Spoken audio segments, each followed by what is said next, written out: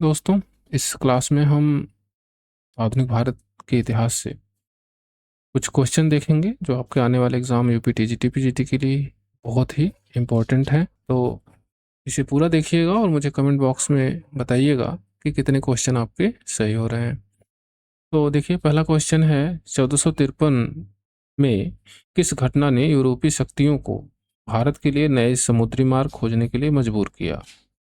तो इसमें क्वेश्चन पूछा गया है कि यूरोपीय शक्तियों को भारत के लिए समुद्री मार्ग खोजने के लिए मजबूर किया, किस घटना ने ऐसा किया? तो ऑप्शन ए है पुनर्जागरण की शुरुआत, ऑप्शन बी है उस्मानी तुर्कों द्वारा कुस्तुनतुनिया यानी कॉन्स्टेंटिनिपोल पर विजय, और ऑप्शन सी है पुर्तगाली राजकुमार हेनरी की मृत्यु, ऑप्शन डी है स्पेन और पुर्तगाल के बीच युद्ध। इसमें सही उत्तर होगा ऑप्शन बी, उस्मानी तुर्कों द्वारा कुस्तुनतुनिया पर विजय। देखिए, 1453 ईस्वी में क्या हुआ था कि जो ऑटोमन साम्राज्य था, उस्मानी साम्राज्य था, उस्मानी साम्राज्य का जो शासक था, सुल्तान था, मोहम्मद द्वितीय, इसने जो है कुस्तुनतुनिया पर अधिकार कर लिया। ये कुस्तुनतुनिया क्या है? तो ये पूर्वी यूरोप की राजधानी थी उस समय, पूर्वी यूरोप की राजधानी। अब इससे हुआ क्या? राजधानी पर अधिकार होने से ये जो है भारत की रास्ता खोजने की बात कहाँ से आ गई? तो देखिए, जब जो है इस कुस्तुनतुनिया पर अधिकार हो गया, तो जो स्थल मार्ग से व्यापार हो रहा था यूरोप से, भारत से जो पूर्वी एशिया से हो रहा था, जिसमें मसाले और बहुत सी सारी चीज़ें जाती थी यूरोप में, वह जो रास्ता, जो स्थल मार्ग था ना, वह जो है एक तरह से बंद हो गया। बंद क्या हो गया? बहुत ढेर सारी चुंगी लगा दी गई और वह सब जो है उस्मानिया साम्राज्य के अंतर्गत आ गया, जिससे कि यूरोप के लिए व्यापार मुश्किल हो गया। और यूरोप में जो है भारतीय मसालों की मांग बहुत ज़्यादा थी। उनको जो है वो उपयोग करते थे, मांस को ठीक रखने के लिए उपयोग करते थे, स्वाद के लिए उपयोग करते थे। तो यूरोप में डिमांड बहुत ज़्यादा थी और उसके लिए जो है क्या हुआ कि एक वैकल्पिक रास्ता खोजने की होड़ सी मच गई। स्पेशली जो है सबसे पहले पुर्तगालियों ने शुरू की, उसके बाद स्पेन ने शुरू किया। आपको जो है आगे देखेंगे हम। तो उसका मेन कारण क्या था कि जो यूरोप से पूर्वी एशिया से व्यापार हो रहा था स्थल मार्ग से, वो बंद हो गया इस उस्मानी साम्राज्य के विजय से, इस मोहम्मद द्वितीय के कुस्तुनतुनिया पर विजय से।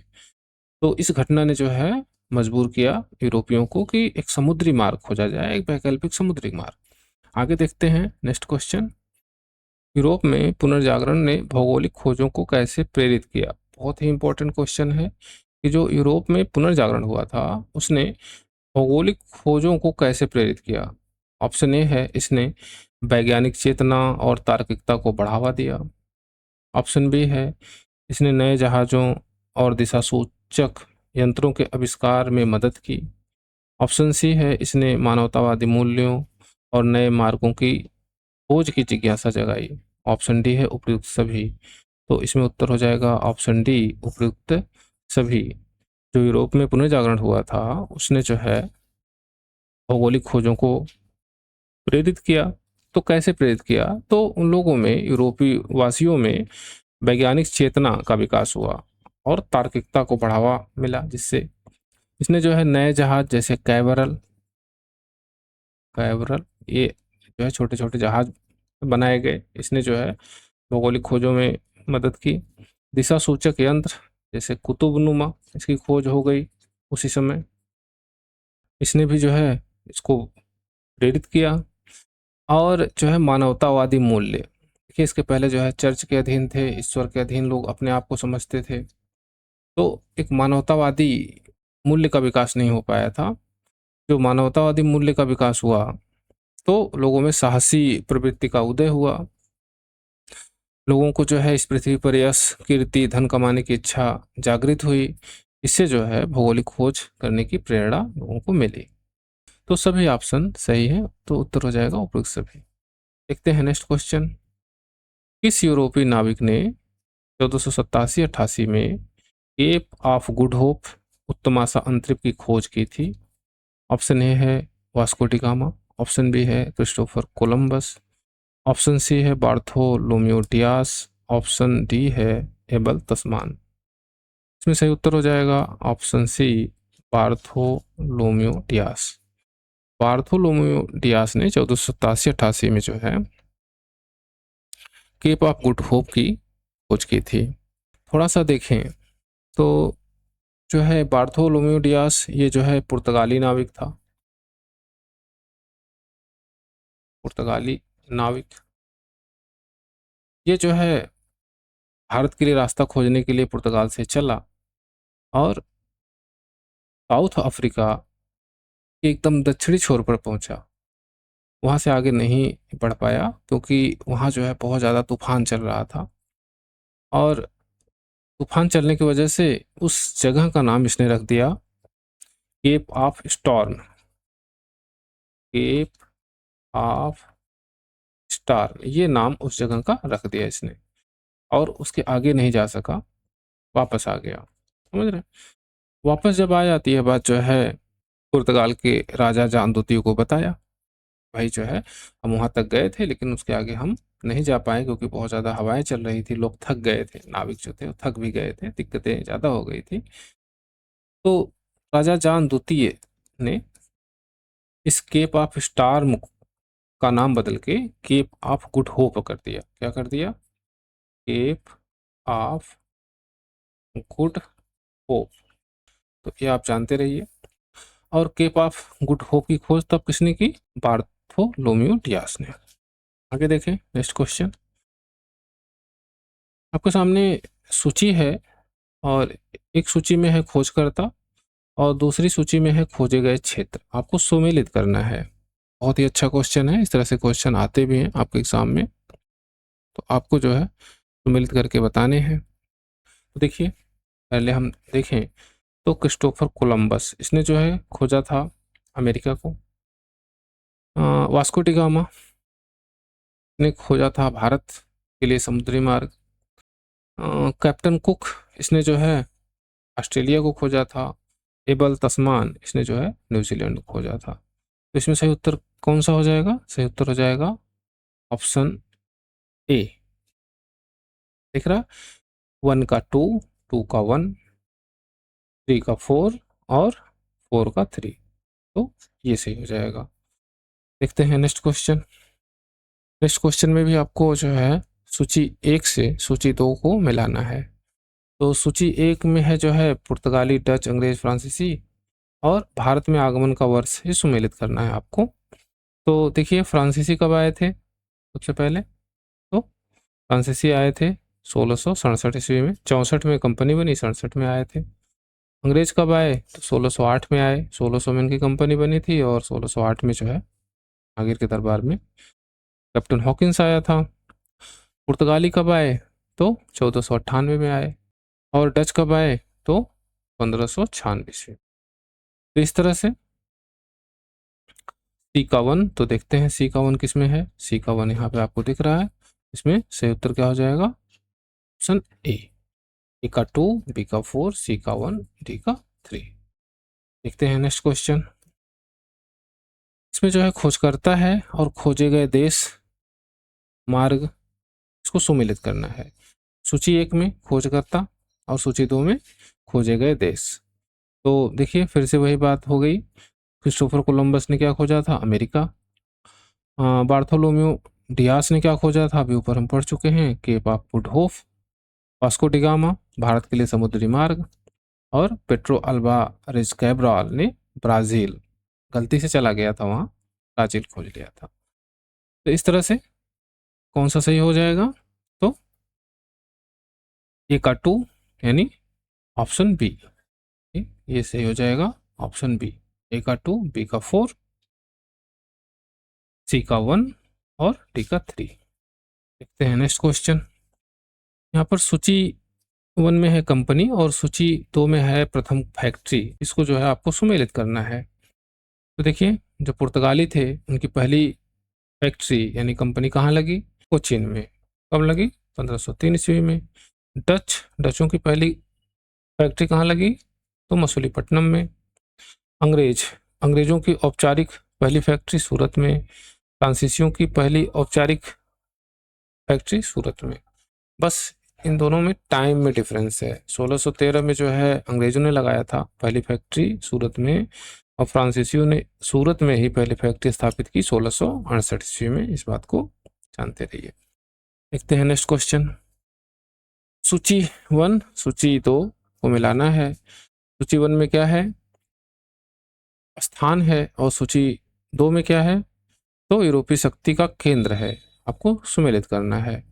तो देखिए, पांडिचेरी ये जो है फ्रांसीसियों की शक्ति का केंद्र था। गोवा ये पुर्तगालियों की शक्ति का केंद्र था। त्रावणकोर या तंजौर ये जो है डेनिशों की शक्ति का केंद्र था। चिंसुरा बंगाली डचों की शक्ति का केंद्र था। तो इस तरह से ए का 2, बी का 3, सी का 4 और डी का 1। तो सही उत्तर क्या हो जाएगा? ऑप्शन ए हो जाएगा। देखते हैं नेक्स्ट क्वेश्चन। नेक्स्ट क्वेश्चन है 1494 ईस्वी में स्पेन और पुर्तगाल के बीच हुई वह कौन सी संधि थी जिसने गैर ईसाई दुनिया को उनके बीच विभाजित कर दिया?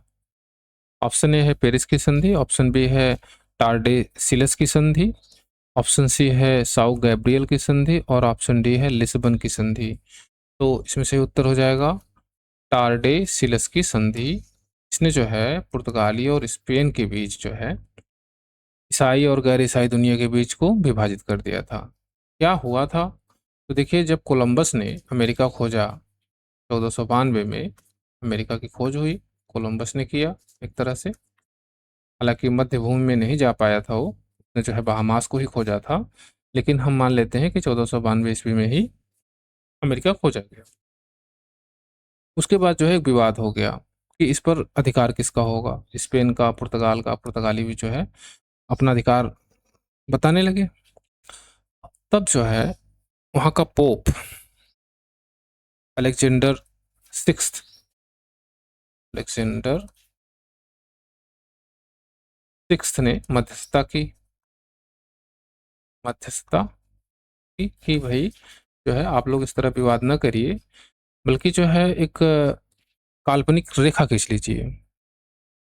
वो काल्पनिक रेखा जो है वो केप वर्डे से खींची गई। केप वर्डे एक द्वीप है, वहां से खींची गई, और यह तय कर दिया गया कि इस रेखा, मान लेते हैं काल्पनिक रेखा है केप वर्डे की, इससे जो है दक्षिण में जो भी देश या द्वीप खोजे जाएंगे उस पर जो है पुर्तगाल का अधिकार होगा, और इसके उत्तर में जो भी द्वीप या देश खोजे जाएंगे, गैर ईसाई देश, वो जो है उस पर अधिकार स्पेन का होगा। इसी संधि को हम जानते हैं टारडेसिलस की संधि। यह संधि हुई कब थी? तो 7 जून 1494 ईस्वी को हुई थी। ओके, देखते हैं next question. Vasco da gamma 20 मई 1498 को भारत के किस तट पर पहुंचा था? बहुत ही अच्छा क्वेश्चन है, आप लोग जानते होंगे। ऑप्शन ए है कोरोमंडल तट, ऑप्शन बी है मालाबार तट यानी कालीकट, ऑप्शन सी है कोंकण तट, ऑप्शन डी है उत्तरी सरकार तट। सही उत्तर हो जाएगा मालाबार तट, कालीकट। कालीकट में ही 20 मई को वास्को डी गामा पहुंचा था। यहाँ पर जो है जमोरिन जो था यहाँ का शासक, ने जो है वास्को डी गामा का स्वागत किया था। और ये जो कालीकट था, ये पूरा एरिया, अगर हम इस तरह इंडिया का मैप का दक्षिणी समुद्री वाला एरिया बना लें, तो नीचे जो है यहाँ से यहाँ तक का एरिया जो जो केरल में पड़ता है उसे मालाबार तट कहते हैं। क्या कहते हैं? मालाबार तट। अब आपको और भी जान लेना ठीक रहेगा, क्योंकि और भी क्वेश्चंस आते हैं। तो इस जो ऊपर वाला एरिया है इसको कहते हैं कोंकण तट। क्या कहते हैं? कोंकण तट। और गुजरात वाला जो एरिया है उसे जो है काठियावाड़ तट या गुजरात तट कहते हैं।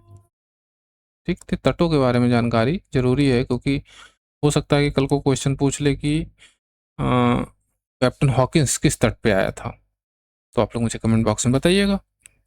अगर हम पूर्वी समुद्री तट को देखें तो सबसे ऊपर जो बंगाल वाला एरिया है उसको कहा जाता है वंगा तट। कहा जाता है वंगा तट। इसके बाद जो है उत्कल तट होता है। उत्कल, उड़ीसा वाले एरिया में उत्कल तट नाम से जानते हैं हम इसको, यहाँ से यहाँ तक का एरिया। के बाद उत्तरी सरकार तट, और उसके नीचे कोरोमंडल तट, कोरोमंडल तट। तो इन तटों को आप जो है जानते रहिए, क्योंकि हो सकता है कि क्वेश्चन आपसे पूछ ले कि कौन सी बस्ती या कौन सा यूरोपीय केंद्र था जो किस तट पर था। तो इस तरह से आप इसे जानते रहिए। चलिए देखते हैं नेक्स्ट क्वेश्चन। पुर्तगालियों ने भारत में अपना प्रथम दुर्ग किला 1503 ईस्वी में कहाँ स्थापित किया था? ऑप्शन ए है गोवा में, ऑप्शन बी है कालीकट में, ऑप्शन सी है कोचीन में, और ऑप्शन डी है दमन में। सही उत्तर क्या हो जाएगा? सही उत्तर हो जाएगा ऑप्शन सी, कोचीन में पुर्तगालियों ने अपना पहला दुर्ग या किला बनाया था। इस किला को बनाया किसने था? तो अफांसो डी अल्बुकर्क ने बनाया था। अफांसो डी अल्बुकर्क ने बनाया था, ठीक है, 1503 ईस्वी में। इस समय अफांसो डी अल्बुकर्क एक कमांडर के रूप में आया था। बात का ध्यान रखिएगा, गवर्नर के रूप में नहीं आया था। गवर्नर के रूप में वो आया 1509 ईस्वी में, लेकिन एक किला बना था 1503 ईस्वी में। उस समय क्या था? यह एक कमांडर था। इस किले का नाम क्या रखा? तो इस किले का नाम रखा गया फोर्ट इमैनुअल।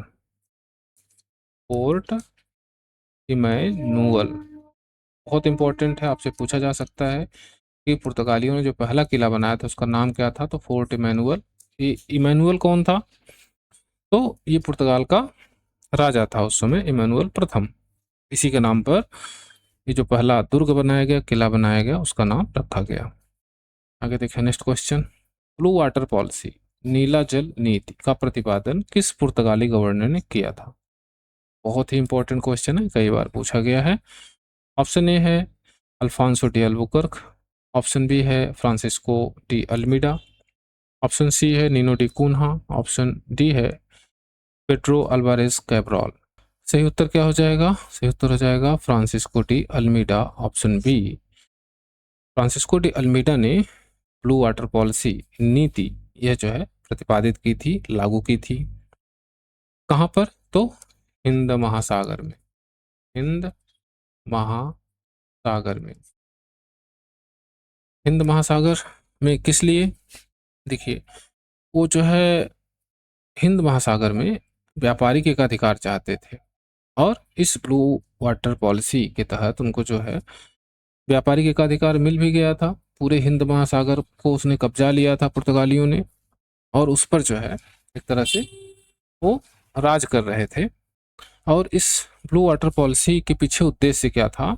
तो उद्देश्य ये था कि जो अरब व्यापारी थे, अरब व्यापारी, उनको जो है उन व्यापारियों को व्यापार करने से रोकना था। यानी पूरे हिंद महासागर पर खुद कब्जा करके और किसी को व्यापार न करने देना, यही जो है ब्लू वाटर पॉलिसी कहलाती है। और किसकी है? फ्रांसिस्को डी अल्मीडा द्वारा जो है इसे लागू किया गया। आगे देखें नेक्स्ट क्वेश्चन। तो आपको सूची मिलानी है। सूची 1 में है पुर्तगाली गवर्नर, और सूची 2 में है प्रमुख कार्य यानी नीति, उसको जो है सुमेलित करना है। तो चलिए सुमेलित करते हैं। पहले है फ्रांसिस्को डी अल्मीडा, इसने जो है ब्लू वाटर पॉलिसी अभी हम ऊपर पढ़ चुके हैं, इसने जो है लागू की थी। बी है अल्फांसो डी अल्बुकर्क, इसने क्या किया था? तो इसको जो है भारत में पुर्तगाली शक्ति का वास्तविक संस्थापक माना जाता है। नीनो डी कुन्हा, इसने जो है गोवा को राजधानी बनाया 1530 ईस्वी में। और वास्को डी गामा, इसकी उपाधि थी admiral of the Indian seas. तो इस तरह से जो है हम देखें तो ए का 2, बी का 3, सी का 1 और डी का 4। तो सही उत्तर क्या हो जाएगा? Option A. ऑप्शन ए सही है। देखिए नेक्स्ट क्वेश्चन। सूची 1 में युद्ध है और सूची 2 में वर्ष है, आपको सुमेलित करना है। तो सबसे पहले देखें स्वाली का युद्ध कब हुआ था? ये 1612 ईस्वी में हुआ था। उसके बाद प्लासी का युद्ध कब हुआ था? 1757 ईस्वी में हुआ था। बेदरा का युद्ध कब हुआ था? 1759 में हुआ था। वांडीवास का युद्ध कब हुआ था? 1760 ईस्वी में हुआ था। थोड़ा सा अगर हम समझें तो स्वाली का युद्ध किसके किसके बीच हुआ था? स्वाली का युद्ध ये जो है अंग्रेजों और पुर्तगालियों के बीच हुआ था। अंग्रेजों वर्सेस पुर्तगाली। इसमें जो है अंग्रेज सेनापति था थॉमस बेस्ट। आपसे पूछा जाता है थॉमस बेस्ट, इसने जो है पुर्तगाली सेना को जो है हरा दिया, बहुत बुरी तरह से हराया। इससे जो है जहांगीर खुश होकर अंग्रेजों को एक फैक्ट्री खोलने की अनुमति दी थी 1613 ईस्वी में। इसके बाद हम देखें तो प्लासी का युद्ध आपको मालूम है। प्लासी का युद्ध किसके किसके बीच हुआ था? तो सिराजुद्दौला, बंगाल के नवाब और अंग्रेजों की तरफ से रॉबर्ट क्लाइव के बीच में हुआ था। और इसमें जो है रॉबर्ट क्लाइव जीत गया था, धोखे से जीत गया था। यह युद्ध 1757 ईस्वी। बेदरा का युद्ध कब हुआ था? तो 1759 को हुआ था। किसके किसके बीच हुआ था? अंग्रेज और डचों के बीच हुआ था। अंग्रेज वर्सेस डच के बीच हुआ था। डच इसमें जो है हार गए थे। वांडीवास का युद्ध किसके किसके बीच हुआ था? तो अंग्रेज और फ्रांसीसियों के बीच हुआ था। अंग्रेज वर्सेस फ्रांसीसी। तो ये जो है युद्ध हुए थे और इस तरह से जो है आपको मिलाना है। सही उत्तर क्या हो जाएगा इसमें? तो ए का 2, बी का 1, सी का 4, डी का 3, ऑप्शन ए सही हो जाएगा। आगे देखें next question.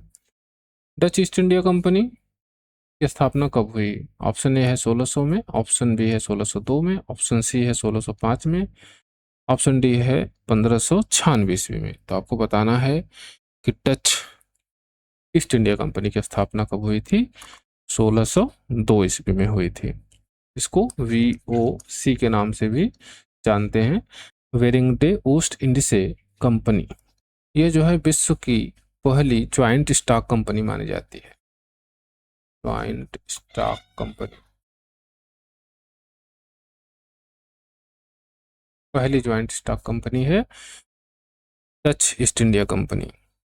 Joint stock company का मतलब ये कि इसमें बड़े पैमाने पर लोगों का पैसा लगा था, यानी पब्लिक का शेयर लगा हुआ था, शेयर। और सबसे ज्यादा रिटर्न देने वाली कंपनी यही थी, 18% अपने शेयरधारकों को लाभांश जो दिया था इसने। तो यह बात जो है आप जानते रहिए, बहुत ही इंपॉर्टेंट है। अच्छा, पहला जो है फैक्ट्री कहाँ स्थापित हुई डच ईस्ट इंडिया कंपनी की भारत में? तो 1605 ईस्वी में स्थापित हुआ। और कहाँ हुआ? मसूलीपट्टनम में। मसूलीपट्टनम में। आगे देखें नेक्स्ट क्वेश्चन। भारत में डचों ने अपनी पहली फैक्ट्री 1605 में कहाँ स्थापित की? ऑप्शन ए है सूरत, ऑप्शन बी है पुलिकट, ऑप्शन सी है मसूलीपट्टनम या मछलीपट्टनम, और ऑप्शन डी है चिंसुरा। तो उत्तर जो है आपको ऊपर मालूम हो चुका है, मसूलीपट्टनम या मछलीपट्टनम। देखते हैं नेक्स्ट क्वेश्चन। डचों ने पुलिकट में किस नाम से सोने के सिक्के डाले? बहुत ही इंपॉर्टेंट है, बहुत बार पूछा गया है। ऑप्शन ए है दिनार, ऑप्शन बी है पैगोडा, ऑप्शन सी है सरफी, और ऑप्शन डी है रुपया। सही उत्तर हो जाएगा ऑप्शन बी, पैगोडा। डचों ने जो है पैगोडा नामक सिक्का चलाया था। कहाँ से? तो फोर्ट गेल्ड्रिया से। फोर्ट गेल्ड्रिया एक किला है डचों का, और डचों ने इसी फोर्ट गेल्ड्रिया में जो है एक टकसाल बनाया और उसमें जो है डच पैगोडा सिक्का ये ढाला। अब इन सिक्कों पर किसकी आकृतियां थी, ये आपसे पूछा गया है कई बार, तो आकृतियां समझ लेते हैं। इन पैगोडा पर जो है वेंकटेश्वर यानी विष्णु की और हिंदू देवताओं की आकृतियां मिली हैं। इसकी वेंकटेश्वर यानी विष्णु भगवान की, और हिंदू देवी देवताओं की आकृतियां।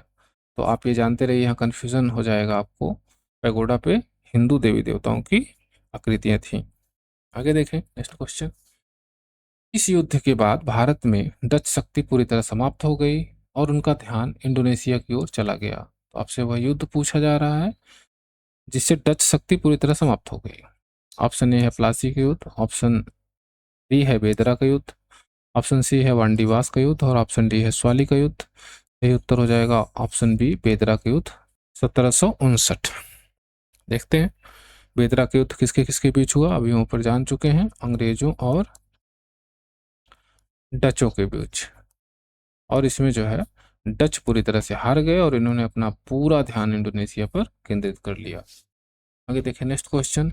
31 दिसंबर 1600 को महारानी एलिजाबेथ प्रथम द्वारा चार्टर प्राप्त करने वाली कंपनी का औपचारिक नाम क्या था। ऑप्शन ए है British East India Company, option B है the governor and company of merchant of London trading into the East Indies, option C है United East India Company, option D है लिवेंट कंपनी। आपको बताना है कि 31 दिसंबर 1600 ईस्वी को महारानी एलिजाबेथ ने जिस कंपनी को चार्टर दिया था उस कंपनी का नाम क्या है। तो उस कंपनी का नाम था the governor and company of merchant of London trading into the East Indies. इतना बड़ा नाम था उस समय। बाद में हम इसे ब्रिटिश ईस्ट इंडिया कंपनी के नाम से जानने लगे। यह ब्रिटिश ईस्ट इंडिया कंपनी का नाम कब से स्टार्ट हुआ, तो 1833 का जो चार्टर आया था उसमें जो है यह नाम मिला ब्रिटिश ईस्ट इंडिया कंपनी। इसके पहले जो भी चार्टर आए थे उस पर इतना बड़ा नाम था the governor and company of merchant of London trading into the East Indies. इतना बड़ा नाम इसके पहले के चार्टर में होता था। तो पहली बार 1833 के चार्टर में ब्रिटिश ईस्ट इंडिया कंपनी नाम आया और इसी नाम से हम लोग जानते भी हैं उसको। आगे देखें नेक्स्ट क्वेश्चन। इस युद्ध में अंग्रेजों ने पुर्तगालियों को पराजित कर मुगल दरबार में अपनी स्थिति मजबूत की। ऑप्शन ए है बेदरा का युद्ध, ऑप्शन बी है स्वाली का युद्ध 1612, ऑप्शन सी है वांडीवास का युद्ध और ऑप्शन डी है अडयार का युद्ध। सही उत्तर क्या हो जाएगा, आपको मालूम है स्वाली का युद्ध 1612 ईस्वी में। इसी युद्ध में अंग्रेजों ने पुर्तगालियों को हरा दिया। थॉमस बेस्ट था अंग्रेज सेनापति उस समय, थॉमस बेस्ट, इसने जो है पुर्तगालियों को हराया था। यह युद्ध जो है 29-30 नवंबर 1612 ईस्वी को लड़ा गया और सूरत में लड़ा गया, गुजरात वाले एरिया में। और इसी युद्ध के बाद जहांगीर ने अंग्रेजों को सूरत में एक फैक्ट्री खोलने की अनुमति दे दी, तो अपनी स्थिति मजबूत कर ली अंग्रेजों ने स्वाली के युद्ध के बाद। आगे देखें नेक्स्ट क्वेश्चन। किस मुगल सम्राट ने 1717 ईस्वी में अंग्रेजों को शाही फरमान यानी मैग्ना कार्टा प्रदान किया। ऑप्शन ए है जहांगीर, ऑप्शन बी है फारुखसियर, ऑप्शन सी है शाह आलम द्वितीय और ऑप्शन डी है औरंगजेब। सही उत्तर हो जाएगा ऑप्शन बी, फारुखसियर ने 1717 ईस्वी में शाही फरमान यानी मैग्ना कार्टा दिया। अब यह मैग्ना कार्टा क्यों कहा जाता है, किसने कहा, तो ढेर सारी बातें। मैग्ना कार्टा किसने कहा, तो इसको कहा रॉबर्ट ओरम ने कहा। रॉबर्ट ओरम जो 1717 का फरमान था उसको मैग्ना कार्टा रॉबर्ट ओरम ने कहा था। एक बात। दूसरी बात, इसमें था क्या, तो कई बातें थी।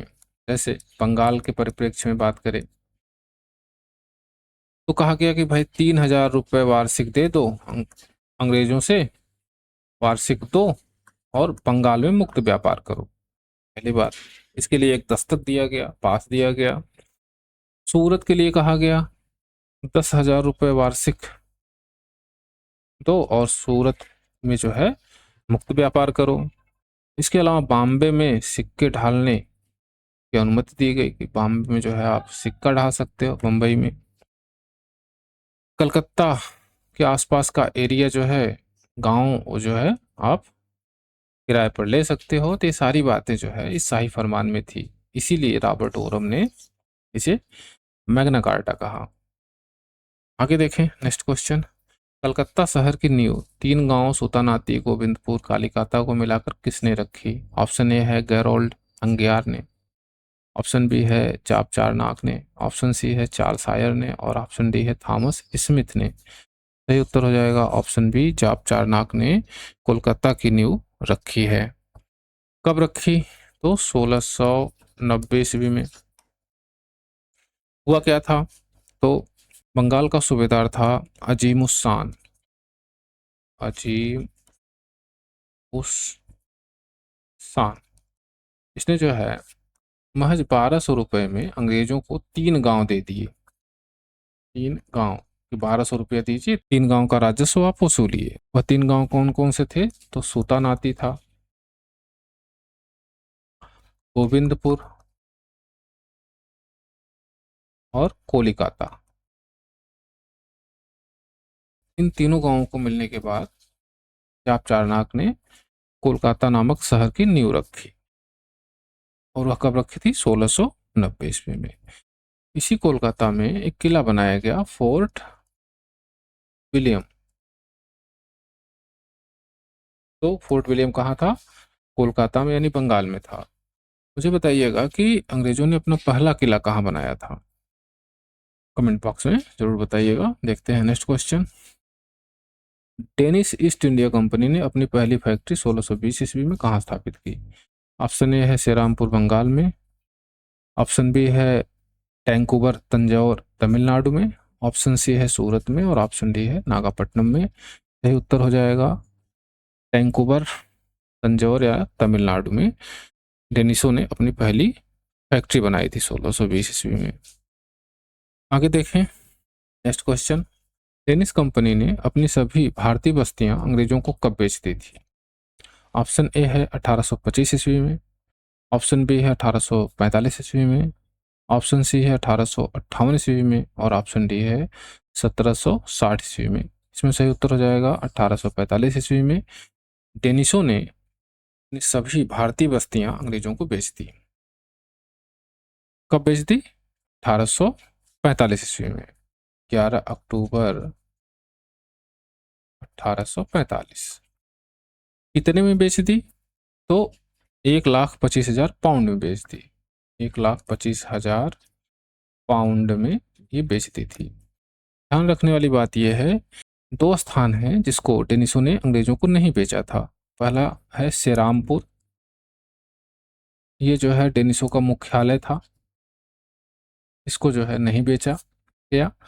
और दूसरा था टैंकोबर, टैंकोबार, इसको भी नहीं बेचा था, क्योंकि जो है यह डेनिसों की पहली फैक्ट्री यहाँ पर थी, पहली फैक्ट्री थी। इन दोनों को छोड़कर बाकी सभी जो बस्तियां थी वो 1,25,000 पाउंड में अंग्रेजों को बेच दी थी। कब बेच दी थी, 11 अक्टूबर 1845 ईस्वी को। देखते हैं नेक्स्ट क्वेश्चन। प्रथम औपचारिक फैक्ट्रियां और उनके स्थान। तो यहाँ पर सूची 1 में कंपनी है यानी फैक्ट्री है, और सूची 2 में उनके स्थान है, तो आपको मिलाना है। तो पहले देखते हैं पुर्तगाली कोचीन, अंग्रेज सूरत 1613 में, फ्रांसीसी सूरत 1668 में, डच मसूलीपट्टनम 1605 ईस्वी में। तो देख लेते हैं इसमें। देखिए ए का 2, बी का 4, सी का 1 और डी का 3। तो सही उत्तर क्या हो जाएगा, ऑप्शन ए, ये सही उत्तर हो जाएगा। देखते हैं नेक्स्ट क्वेश्चन। निर्णायक युद्ध और उनके वर्ष। सूची 1 में युद्ध है और सूची 2 में वर्ष है। तो क्या है, स्वाली का युद्ध अंग्रेज बनाम पुर्तगाली, अंग्रेजों और पुर्तगालियों के बीच में हुआ था। बी में है बेदरा का युद्ध, अंग्रेज डचों के बीच में हुआ था। वांडीवास का युद्ध अंग्रेज और फ्रांसीसियों के बीच में हुआ था। बक्सर का युद्ध अंग्रेज बनाम संयुक्त सेना, यानी जो है जो बंगाल की सेना थी। इसको मिलाना है आपको, इस वर्ष कौन सा युद्ध हुआ था। तो स्वाली का युद्ध हुआ था 1612 ईस्वी में, बेदरा का युद्ध हुआ था 1759 ईस्वी में, वांडीवास का युद्ध हुआ था 1760 ईस्वी में, और बक्सर का युद्ध हुआ था 1764 ईस्वी में। तो इसमें सही उत्तर क्या हो जाएगा, ए का 2, बी का 3, सी का 4 और डी का 1। तो सही उत्तर हो जाएगा ऑप्शन ए। देखते हैं नेक्स्ट क्वेश्चन। ऐतिहासिक संधियां और संबंधित घटनाएं। सूची 1 में है संधि और सूची 2 में है घटनाएं। तो संधि क्या है, इलाहाबाद की संधि, पेरिस की संधि, एक्सला सापेल की संधि और पांडिचेरी की संधि।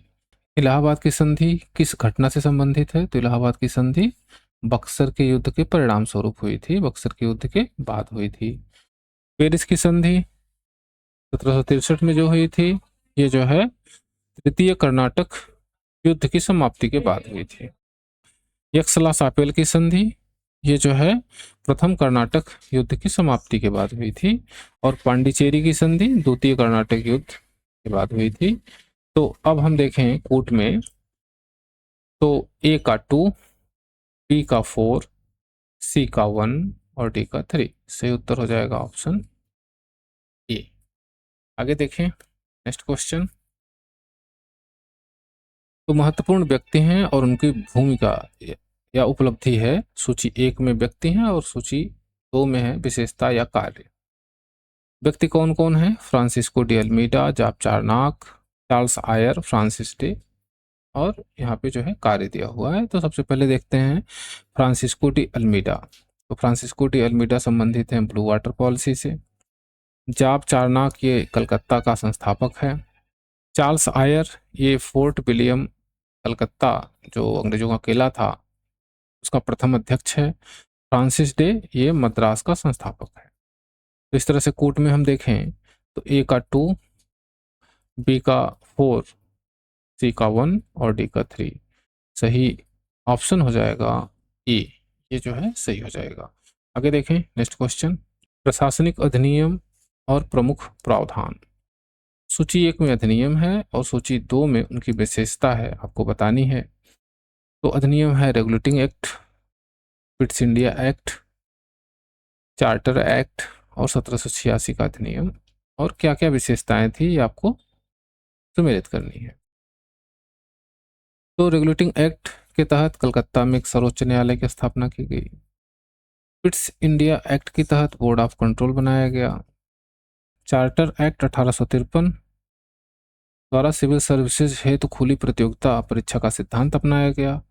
और 1786 का अधिनियम के द्वारा गवर्नर जनरल को परिषद पर वीटो की शक्ति दी गई। ये स्पेशली बनाई गई थी लॉर्ड कॉर्नवालिस के लिए, जानते हैं। तो इस तरह से हम देखें तो ए का 2, बी का 1, सी का 4 और डी का 3। सही उत्तर हो जाएगा ऑप्शन ए। आगे देखें नेक्स्ट क्वेश्चन। ब्रिटिश प्रशासनिक सुधार और उनके जनक। यहाँ पर जो है सूची 1 में है गवर्नर जनरल और सूची 2 में है सुधार या नीति। इस गवर्नर जनरल की कौन सी नीति थी या कौन सा सुधार किया था इसने? तो गवर्नर जनरल है Lord Cornwallis, Warren Hastings, Lord Wellesley, William Bentinck, ये सब नाम है यहाँ पर। तो हम पहले मिलाते हैं लॉर्ड कॉर्नवालिस को। लॉर्ड कॉर्नवालिस भारतीय नागरिक सेवा का जनक, यानी भारत में नागरिक सेवा का जनक। वारेन हेस्टिंग्स जिला कलेक्टर पद का प्रथम सृजन किसने किया था? वारेन हेस्टिंग्स ने किया था। Lord Wellesley fort William college की स्थापना सिविल सेवक प्रशिक्षण हेतु, तो ये सही हो जाएगा। और विलियम बेंटिंग मंडल आयुक्त का पद बनाया था इसने, कब बनाया था? 1829 ईस्वी में। तो हम देखें कूट में तो ए का 2, बी का 4, सी का 1 और डी का 3। सही उत्तर हो जाएगा ऑप्शन ए। आगे देखें नेक्स्ट क्वेश्चन। यूरोपीय शक्तियों के भारत से प्रस्थान का क्रम, यानी जो यूरोपीय शक्तियां थीं वो भारत से कब गईं? एक सूची में है यूरोपीय शक्तियां और दूसरी सूची में है उनकी अंतिम विदाई या विदाई का वर्ष। शक्तियां कौन कौन है? डच, डेनिश, फ्रांसीसी, पुर्तगाली। तो कौन कब गया?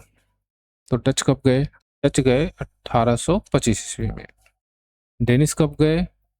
तो 1845 ईस्वी में। फ्रांसीसी कब गए? 1954 ईस्वी में।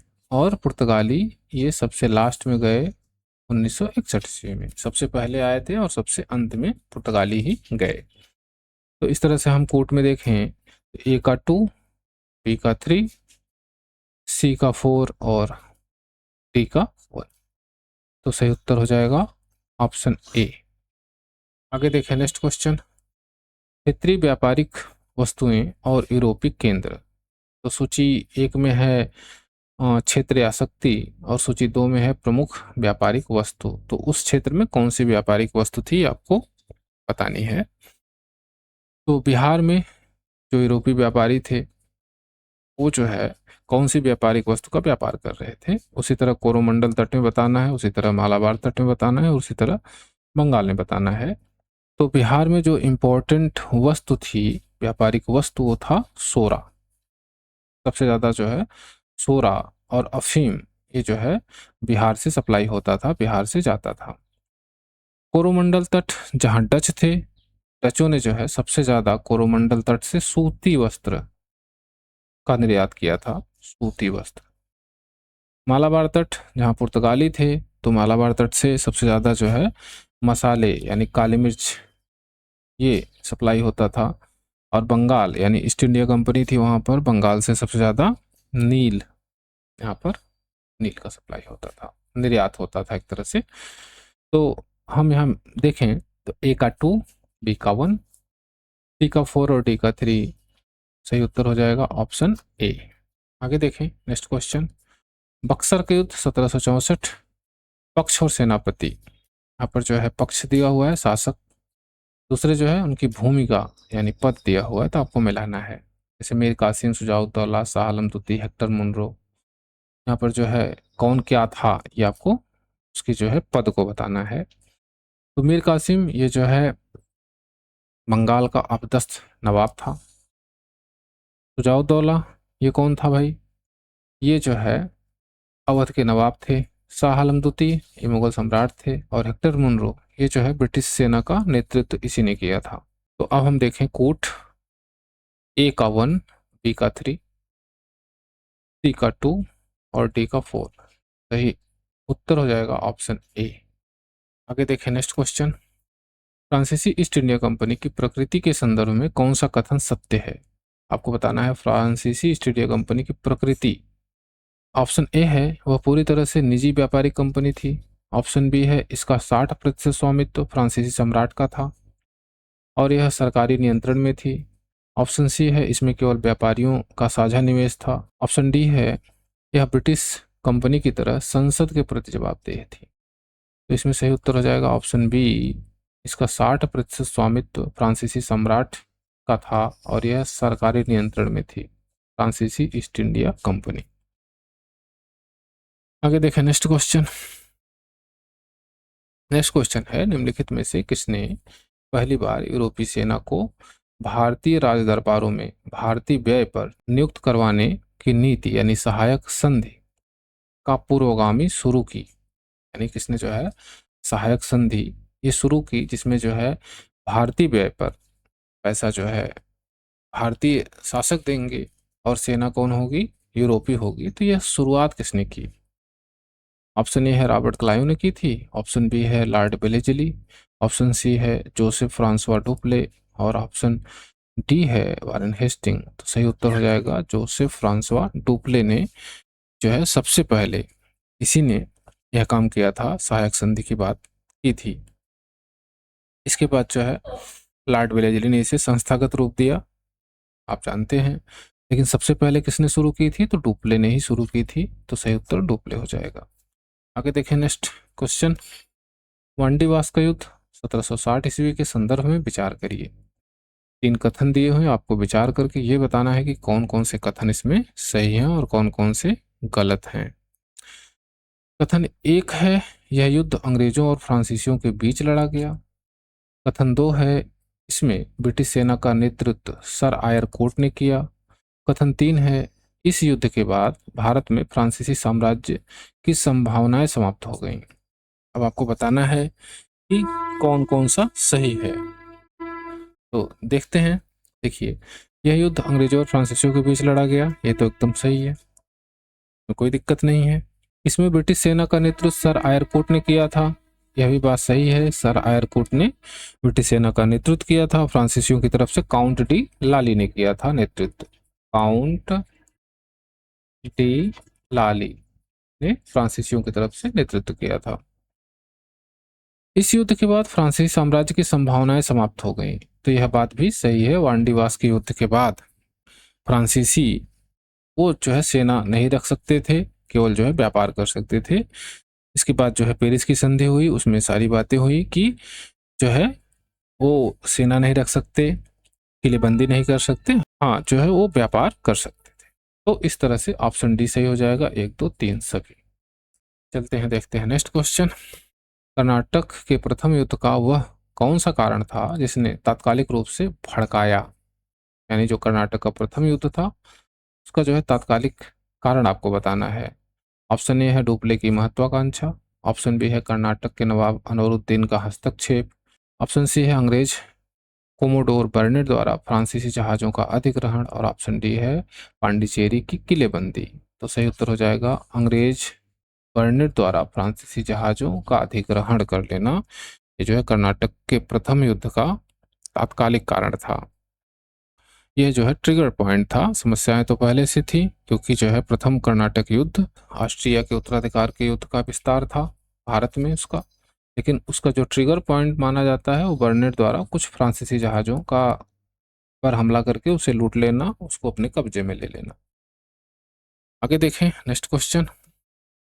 फ्रांसीसी कंपनी के भारत में अंग्रेजों से पिछड़ने का प्रमुख कारण क्या था? फ्रांसीसी कंपनी अंग्रेजों से पिछड़ गई, उसका कारण आपको बताना है। ऑप्शन ए है उनकी नौसैनिक शक्ति अंग्रेजों से श्रेष्ठ थी, ऑप्शन बी है कंपनी पर सरकारी राजशाही नियंत्रण के कारण निर्णय लेने में अत्यधिक विलंब, ऑप्शन सी है उन्होंने केवल उत्तर भारत पर ध्यान दिया, और ऑप्शन डी है फ्रांसीसी अधिकारियों में राष्ट्रवाद की कमी थी। सही उत्तर हो जाएगा ऑप्शन बी, कंपनी पर सरकारी यानी राजशाही नियंत्रण के कारण निर्णय लेने में अत्यधिक विलंब। कोई भी निर्णय लेना होता था तो इंडिया से पहले भेजा जाता था फ्रांस में, वहाँ से जो है 12 लोगों की एक डायरेक्टर्स की समिति थी, वो निर्णय लेती थी, और यह निर्णय बहुत समय लग जाता था इस निर्णय को कंप्लीट करने में, लेने में, जिससे कि अंग्रेजों से फ्रांसीसी पिछड़ गए। आगे देखें नेक्स्ट क्वेश्चन। सेंट थोमे का युद्ध 1746 इसके बीच लड़ा गया? ऑप्शन ए है अंग्रेज और फ्रांसीसियों के बीच, ऑप्शन बी है फ्रांसीसी सेना यानी कैप्टन पैराडाइज और कर्नाटक के नवाब अनवरुद्दीन की सेना के बीच, ऑप्शन सी है डच और फ्रांसीसी के बीच, और ऑप्शन डी है पुर्तगाली और अंग्रेजों के बीच। आपको बताना है कि सेंट थोमे का युद्ध किसके किसके बीच में हुआ था। तो देखिए, सेंट थोमे का युद्ध हुआ कब था? 24 अक्टूबर 1746 ईस्वी को। इसको अड्यार का युद्ध भी कहा जाता है, अड्यार का युद्ध एक नाम ये भी है। इसमें जो है अनवरुद्दीन एक तरफ था, अनवरुद्दीन की सेना, और दूसरी तरफ फ्रांसीसी सेना कैप्टन पैराडाइज था। कैप्टन पैराडाइज ने महज 230 फ्रांसीसी सैनिक और 700 भारतीय सैनिक को लेके अनवरुद्दीन की 10,000 की सेना को पराजित कर दिया। बहुत बड़ा युद्ध नहीं था, बहुत बड़ी बात भी नहीं थी, लेकिन इसमें इंपॉर्टेंट क्या है? इंपॉर्टेंट ये है कि पहली बार किसी यूरोपीय शक्ति ने किसी भारतीय सेना को इस तरह से हरा दिया, और इससे जो है एक अलग सा माइंडसेट पैदा हो गया कि अब जो है भारतीयों को हरा सकते हैं। ये जो है यूरोपियों के मन में, यूरोपियों के दिमाग में एक माइंडसेट हो गया। तो इसलिए सेंट थोमे का युद्ध बहुत ही ज़्यादा इंपॉर्टेंट है। आगे देखें नेक्स्ट क्वेश्चन। टूपले की वापसी 1754 के बाद फ्रांसीसी कंपनी ने किस संधि के साथ युद्ध विराम किया? टूपले जब हार गया तो वापस चला गया, उसके बाद जो है फ्रांसीसी कंपनी ने एक संधि की अंग्रेजों से, वह संधि किस नाम से जाना जाता है आपको ये बताना है। ऑप्शन ए है एक्सला सापेल की संधि, ऑप्शन बी है पांडिचेरी की संधि गौडोहों द्वारा, ऑप्शन सी है पेरिस की संधि, और ऑप्शन डी है इलाहाबाद की संधि। सही उत्तर हो जाएगा ऑप्शन बी, पांडिचेरी की संधि, जो गौडोहों द्वारा किया गया। डुप्ले के जाने के बाद नया गवर्नर फ्रांसीसी गवर्नर बन के आया गौडोहों। गोडेहू ने पांडिचेरी की संधि की अंग्रेजों से, और यह गोडोहों की बहुत बड़ी राजनीतिक भूल मानी जाती है कि इसने जो है डुप्ले ने जो भी कुछ किया था उस सब पे पानी फेर दिया। ऐसे देखते हैं नेक्स्ट क्वेश्चन। कथन है और कारण है, आपको बताना है कि कथन कारण में कौन सा सही है, या दोनों सही है, या व्याख्या करता है। तो कथन ये है अंग्रेजों की सफलता का एक कारण उनकी वित्तीय सुदृढ़ता थी। कारण फ्रांसीसी कंपनी सरकारी खजाने पर निर्भर थी, जबकि अंग्रेज कंपनी ने ऋण बाजार का उपयोग किया। आपको बताना है कि कथन और कारण दोनों सही है कि नहीं सही है, और व्याख्या कर रहे हैं कि नहीं कर रहे हैं। तो कथन दोनों सही हैं और सही व्याख्या भी कर रहे हैं। जहां अंग्रेजी कंपनी की वित्तीय स्थिति बहुत अच्छी थी, वहीं फ्रांसीसियों को सरकारी खजाने पर निर्भर रहना पड़ता था। अंग्रेज अपना जो है पैसा वो ऋण बाजार से ले लेते थे, लेकिन फ्रांसीसी कंपनी ऐसा नहीं कर पाती थी। तो इसमें जो है ये यार दोनों सही हैं और सही व्याख्या भी करता है।